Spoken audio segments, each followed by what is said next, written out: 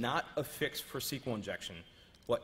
Sorry. A lot of times, there are certain types of queries, like search engine queries, when you're saying like, search Google for free and Ford and Paris Hilton. You're dynamically building a where clause. You cannot write a stored procedure to do that without having dynamic SQL. Right. So a lot of people say stored procedure, that takes care of it. It doesn't. Yeah, you have to parameterize, and you have to pass your parameters properly, substituting the parameters as opposed to concatenating them. And this code here just initializes them. Well, how come it's not request password, request name? Well, because first I checked for null values and lengths and stuff like that, right? Mitigating SQL injection. This is really, really big. Most web applications have very distinct portions to them, very distinct modules. Each of those modules can very well log into the database with different logins and different permissions, but nobody does it. Don't have your web app log in as SA. I know it's stupid, right?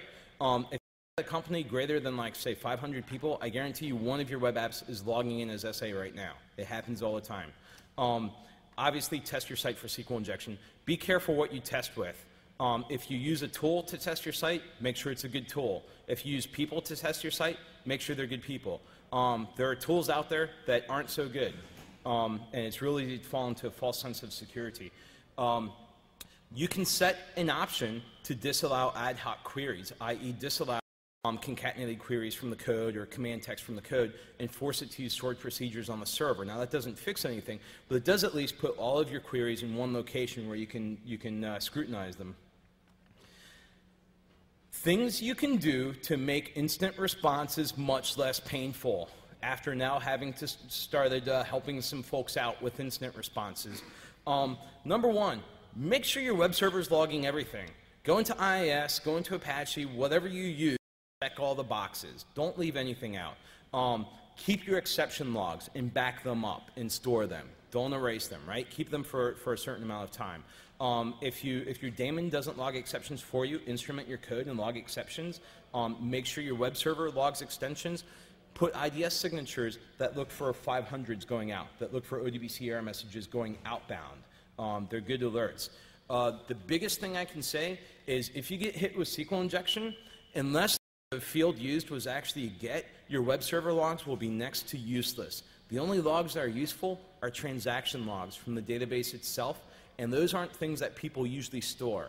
And again, this being learned after real-life pain. Back up your transaction logs and treat them as something you have to keep on hand for X number of days.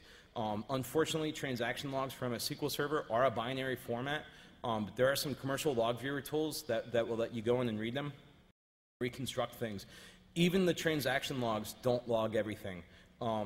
In fact, there's a lot they don't log. STFU? All right, let me fly through these. 5 at most.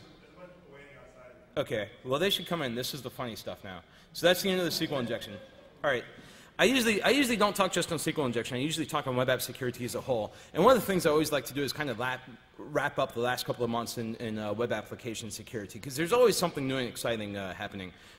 Late last year, December 29th, as a matter of fact, the NSA made CNN for using persistent cookies. Now, persistent cookies aren't a security issue at all, but the federal government forbids their use. The White House Office of Management and Budget forbids anyone in the federal government from using persistent cookies because they're that scared of the perception of the government tracking citizen communications. Come on, NSA. All right. Damn. So December 29th, 2005, not to be done, one day later, the White House themselves announced that they also use persistent cookies. They made Fox News. The state of Rhode Island. How many people are familiar with this one? How many people are from Rhode Island? Yeah, you are, of course. Anyone here from Rhode Island? Yeah, didn't think so. Cool. Well, I can talk on this.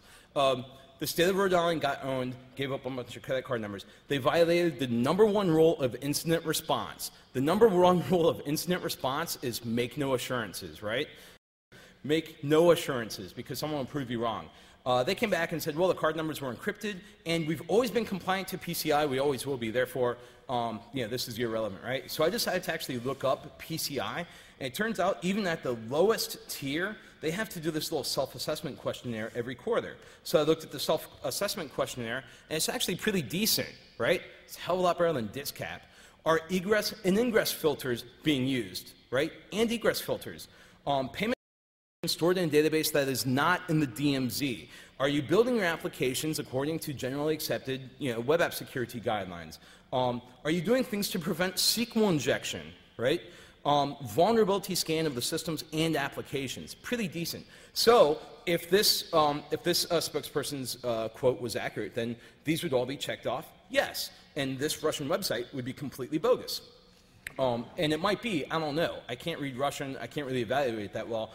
SQL injection sure looks real. And the SSHing back to themselves looks pretty real. The passwords, I don't know. Do Russians get, who is it, Pinky and the Brain? Yeah, thanks. That part looked pretty real. The credit cards were encrypted, though, with a black box on the Russian website. There's actually...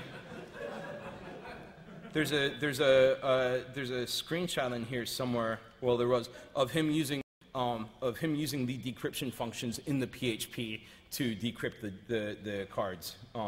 So I don't have to tell you guys, right? Encryption is only as strong as the PKI underneath it. If the key's on your web server, I guess you can still check that little box. Card system solution. I can't even say they got owned. They got nuked about a year and a half ago. We all know them, right? Everyone here knows Card System Solutions, right? Come on. Yes. Seriously. Everybody's got, yeah, right. We have tattoos, right? No, because seriously, this is where like half of all of our work came from the last year and a half, the whole industry. They got owned. They had the class action. They had to testify to the House of Reps, right? Earlier this year, there's a statement made that was SQL injection. Someone got inside the database, started sweeping tables and putting them in a dead drop. I have no way of evaluating if this is true or not, but it sounds feasible. This is off the Web Application Security Consortium's incidents database. This is my favorite one. And look at this. Oh, where's Brian? Is he here? December 2005, December last year. Guidance Software, who makes Encase, the forensic software, got owned. They had their credit cards in the clear with the verification codes, which is a big negative. Yeah. Yeah. I do a lot of work with law enforcement, gun toters, stuff like that, right? A lot of agents. And there's this one conference I speak at every year that's nothing but special agents, right? Gun toters. And they all use Encase. And there were a bunch of them there who had their card numbers leaked out. The beautiful thing about this was, right, the more negligent you are in an incident, in an information assurance incident, the more negligent you are, the stronger you respond to stuff, right? We got defaced, let's send in the Secret Service. Because you have to keep people from looking too hard. So there's a quote in here that says, we're definitely working with the Secret Service on this. Yeah, you are. you lost their numbers. This year, I speak in January, which is right after this happened. I so wanted to hack the website for the agents. What I did is ended up showing them how to build their wireless to a different room. But I really wanted to show them play by play, like here's how it happened. But I couldn't. When this happened, me and another guy in our company hit the website. We do this every time something like this comes out. Was it web app or not? No, we don't audit it. We don't test it. But we certainly browse it. And we found, I found this PHP forum board in the support section. And if you've done web app security for more than, say, 6 minutes, you know how bad PHP message boards can be. And so this definitely looked right. I went to download it, but guess what? It's actually not open source. They paid for this PHP message board. And it's called UBB Threads. And so I couldn't download it and play with it. And I wasn't going to fake a company and try and get an eval copy or anything. I don't do that. But I did search Secunia for it, and Secunia came back with 4 open injections on it, 2 SQL injections. So maybe that's how it was done. So obviously, don't use PHP message boards for commercial work unless you really have to. Certainly don't pay for them. And then just go ahead and make sure there's no glaring SQL injection vulnerabilities listed on them. I'm gonna get faster, Hikari. Some DoD stuff. This is some of the lighter DoD stuff. If you've seen me at DoD specific shows, I show some bad stuff. the Army earlier this year decided that there's a logistical problem with families going to airports and waiting for their kids to come home from overseas, not knowing if the flight was delayed, what flight they were on, and jamming everything up. So they contracted out to a company to build a website where you could go see when Johnny was coming back from overseas, right?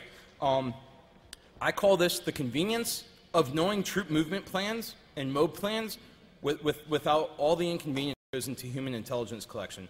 The flight numbers were coded, and if you put in your phone number, they would SMS updates to you for those who didn't have convenient internet access, like the guy in the grass. Now, are people hanging around airports a problem? Obviously, we patrol perimeters looking for people going into airports, right? Oh, by the way, they also fingerprinted themselves in the article. They told every single technology they used in that web application. So I bet you Kaminsky can't even do this. I fingerprinted them offline remotely, right? So there's no way you could go sit in the grass at an airport there, right? They'd find you.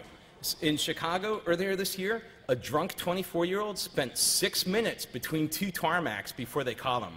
6 minutes, drunk, at 24 years old, at Midway. Here's some more lighthearted DoD stuff. Intelligence and Security Command, I don't know, maybe a little important. They have this one group unit called the National Ground Intelligence Center. I'm not sure exactly what they do. They probably hump GPRSs all over the place, but they have the words National and Intelligence Centers in their names.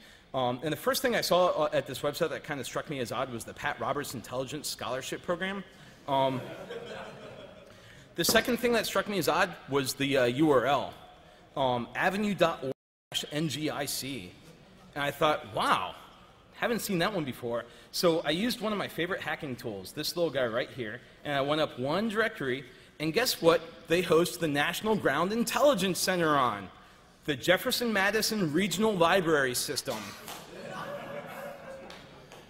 But that library system actually doesn't allow front page extensions, unlike DISA.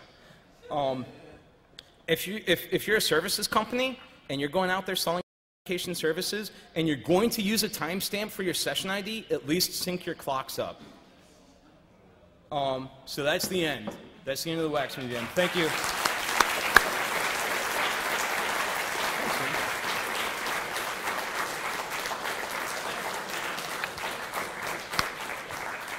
Thank you very much. Sorry for going a little over. Oh, no. And we just want to thank you for being here. Thank you for talking with us. We want to get your slides, obviously. We'll be doing the closing ceremonies in just milliseconds as soon as Dave shows up. So if everyone... Get your ass up here. Yeah, okay, Bunny? Well, I was going to get you to pimp your talk tomorrow, but apparently on speakerphone it doesn't work too well from the airport, so... Okay. All right. Yeah, I can hear you very well, so... All right. Yeah, okay, Bunny will be here tomorrow morning at 10 a.m. for his talk, so hope that those of you that are signed up will be here, and he will see you then.